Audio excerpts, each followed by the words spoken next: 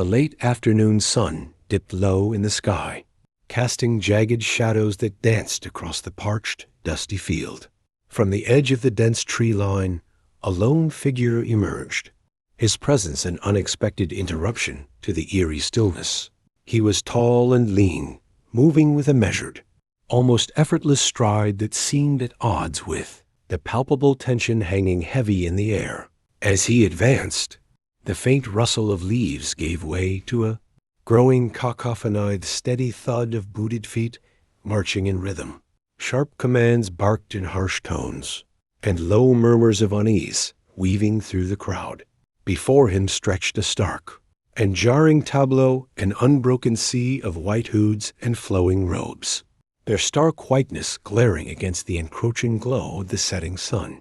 The burning cross behind them loomed tall, its crackling flames licking at the dimming sky, casting an ominous glow over the assembled mass.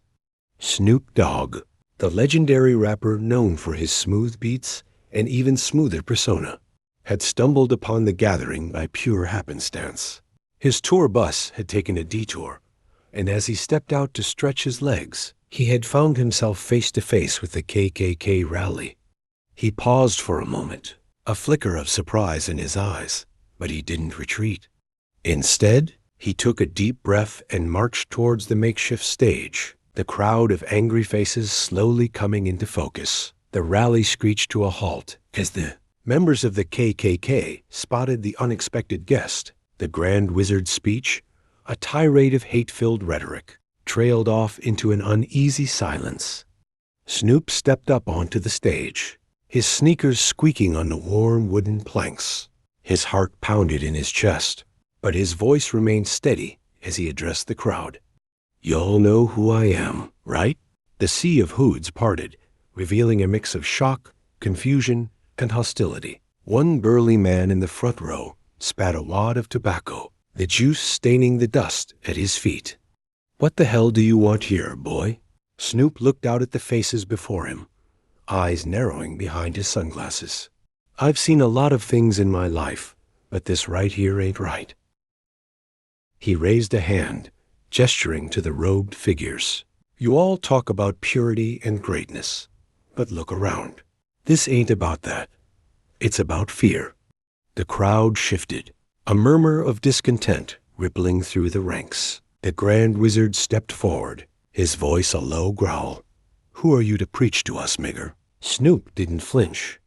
"I'm Snoop Dogg," he said, his voice calm but firm, "and I'm here to tell you that your fear is blinding you to the beauty of this world. You're afraid of what you don't understand, and that ain't making you great. That's just making you sad."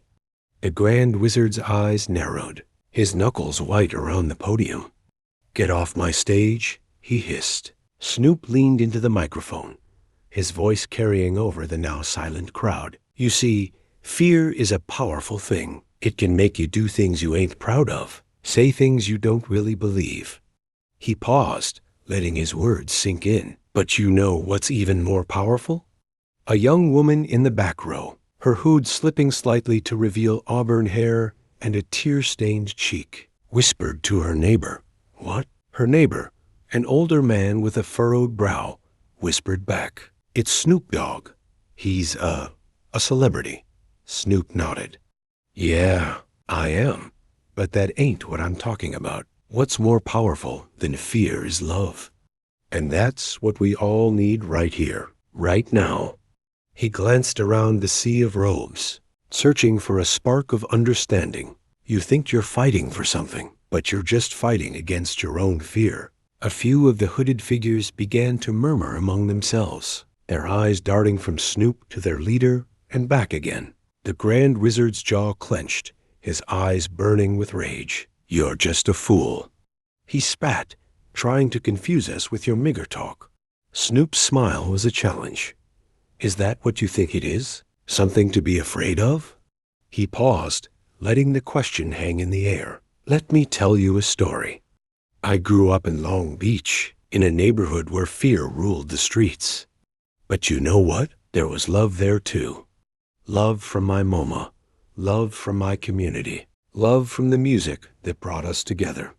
The crowd was silent, some of the hooded figures leaning in slightly to hear his words. The Grand Wizard's hand clenched around the podium, his knuckles white. Snoop continued, "You think you're protecting something by hiding behind these hoods, but all you're doing is hiding from the truth. And that truth is that we're all the same deep down. We all got hearts that beat.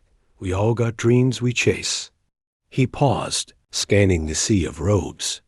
"Some of you might have listened to my music, maybe without even knowing who I was. You felt the rhythm, the passion. That's because music is a universal language, one that don't know color, don't know race." The young woman with the auburn hair pushed back her hood, revealing a tear-stained face. "I have," she said, her voice trembling. "Your music helped me get through some hard times."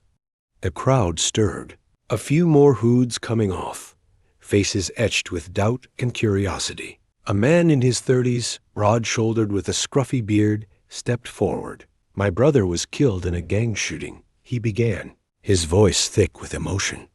"I was lost, full of anger. Then I heard your song. It made me realize that I had to be the change I wanted to see." Snoop nodded, recognizing the raw pain in the man's voice. "That's what it's all about," he said softly, "finding the strength to love ourselves and each other, even when it's hard." He turned back to the Grand Wizard, who was visibly seething. "You think you're fighting for something, but you're just fighting against your own fear. And that fear is going to eat you alive if you let it." The Grand Wizard's grip on the podium tightened, but his voice wavered. "Get off my stage," he repeated, the anger in his voice sounding forced. Snoop didn't move. "Or what?" he asked calmly. "You gonna do something?" The Grand Wizard's hand hovered over the podium, his eyes darting around the crowd as if searching for backup. The tension was thick, the air electric with anticipation. The whispers grew louder as the hooded figures exchanged glances, some nodding in agreement with Snoop's words, others scowling in defiance. A young boy, no older than 12, pushed his way through the crowd, his small hood falling off to reveal a mop of blonde hair. His eyes were wide, with a mix of confusion and hope as he looked up at Snoop. "What do you mean?"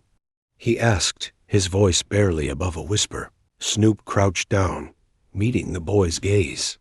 "Hey, lil' nephew," he said, "you don't need to be here. You got a whole world full of color and music waiting for you." The boy looked up at him, his eyes wide and filled with curiosity. "But they said we're better than them," he murmured, his voice trembling slightly.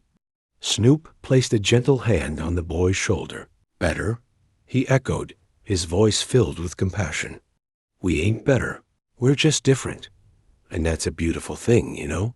Different colors, different sounds, different stories. That's what makes life interesting." The Grand Wizard's fists clenched, but his voice was quieter now. "You're just trying to corrupt him," he sneered. Snoop stood, his eyes never leaving the boy. "Corrupt him?" he repeated. "Or maybe I'm just showing him the truth." The Grand Wizard's nostrils flared. "Your truth is a lie," he shouted, but his voice lacked conviction.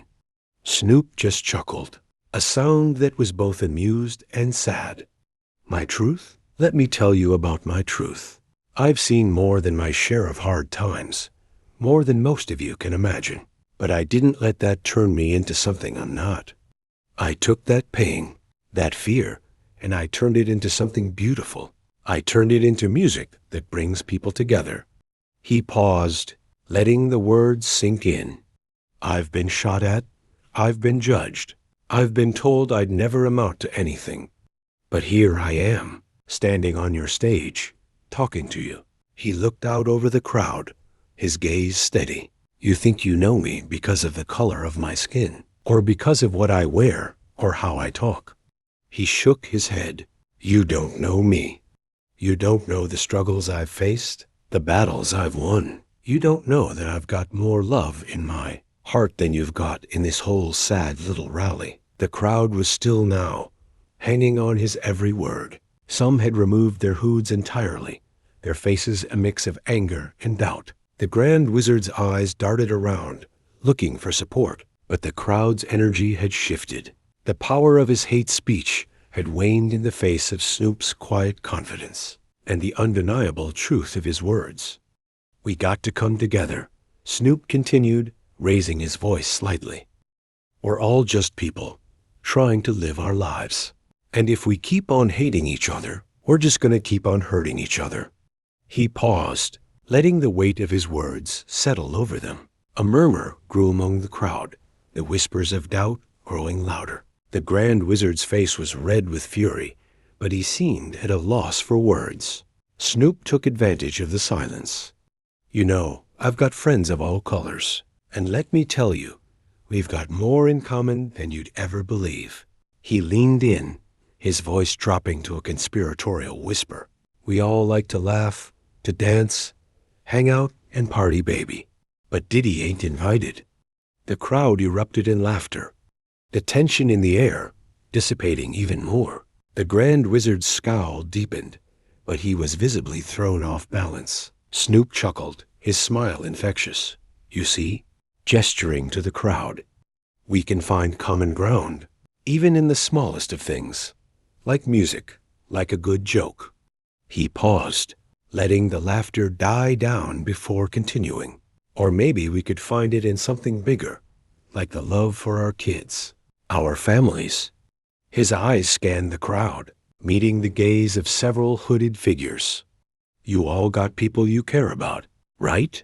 You want them to live in a world that's better than this one?" The whispers grew into a murmur of agreement. The Grand Wizard's grip on the podium tightened, his knuckles turning white. But Snoop wasn't done. "Then let's make it better," he said, his voice rising. "Let's start right now. Take off those hoods and look each other in the eye. Let's see the faces behind the hate." One by one, the hoods began to come off, revealing the people beneath the robes. There were men and women, young and old, their faces a mix of anger, confusion, and something else. Something that looked suspiciously like hope. The Grand Wizard's eyes searched the crowd, desperation flickering in his gaze. But the tide had turned. The power of his hate was waning, replaced by the gentle rhythm of Snoop's words. The auburn-haired woman stepped forward, her eyes shimmering with unshed tears. "My son," she said, her voice shaking, "he's got a heart of gold, but he's been lost in all this." She pulled her hood back, revealing a face etched with lines of pain and regret. "I don't want him to grow up thinking this is the only way." Snoop nodded. "Maybe we can show him a different path." The murmurs grew louder, and more hoods began to fall. The Grand Wizard looked around, his once firm grip on the podium now trembling. His eyes met Snoop's, and for a moment there was a flicker of understanding, or perhaps defeat. Then, with a roar of anger, he shoved the podium aside and stormed off the stage, the crowd parting like a river around him. The auburn-haired woman took a step closer to Snoop, her eyes searching his. "What do we do now?" she asked, her voice hopeful. Snoop looked out at the crowd, the hoods still falling like leaves in a gentle breeze. He grinned, a plan forming in his mind. "We turn it up," he declared. "We show M what real unity looks like." He turned to his entourage. With a subtle yet commanding nod, he gave the signal. Without hesitation, his crew sprang into action, unloading speakers, turntables, and crates of sound equipment with the practiced efficiency of seasoned pros. The beat then drops, the bass thumping through the speakers like a heartbeat. Snoop stepped up to the microphone.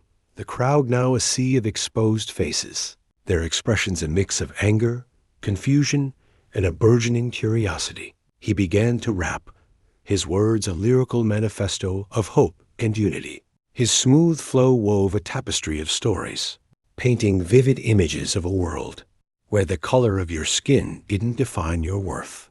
The crowd grew still, their eyes locked on the man who had dared to crash their party of prejudice. The music grew louder, the rhythm more insistent, and Snoop began to dance, his movements fluid and free.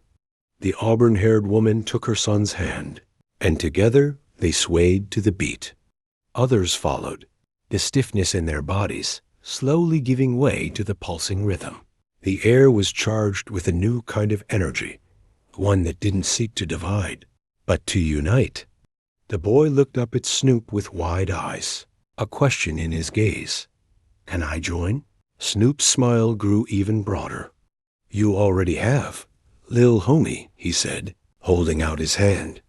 The boy took it, and together they danced, the crowd slowly joining in. The music washed over them, a balm to soothe their fears, a bridge to connect their hearts.